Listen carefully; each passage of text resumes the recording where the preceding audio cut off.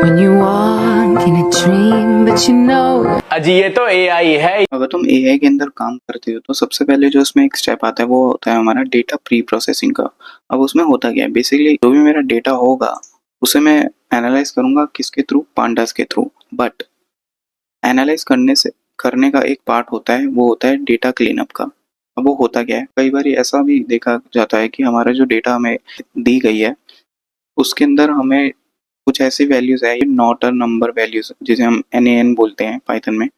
उन वैल्यूज को मैं एनालाइज करने के लिए या उन मिसिंग वैल्यूज को हटाने के लिए मैं क्या करूंगा, पांडास के अंदर ना हमारे पास एक फंक्शन होता है इजना फंक्शन। इसी चीज के लिए बना हुआ है कि कोई भी अगर NaN वैल्यूज है उन सबको हटाने के लिए हम लोग इजना फंक्शन का यूज करते हैं।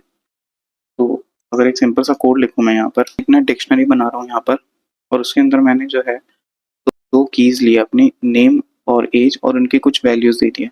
अब ये नन नन जो है ना, नन का मतलब हो गया ब्लैंक, या यहाँ पर कुछ भी वैल्यू नहीं है। तो मैं इजना फंक्शन यूज करूंगा और चेक करूंगा आउटपुट को कि अगर मेरे पास ट्रू आया तो मतलब कि वैल्यू मिसिंग है, और अगर फॉल्स आया तो मतलब वैल्यू मिसिंग नहीं है।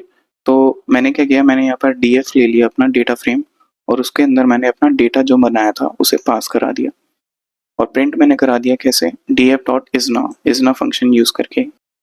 तो तुम आउटपुट देख पा रहे हो, यहाँ पर मुझे मिला फॉल्स फॉल्स। अगर फॉल्स आ रहा है तो इसका मतलब वैल्यू प्रेजेंट है, और अगर यहाँ पर मुझे ट्रू मिल रहा है तो इसका मतलब वैल्यू प्रेजेंट नहीं है।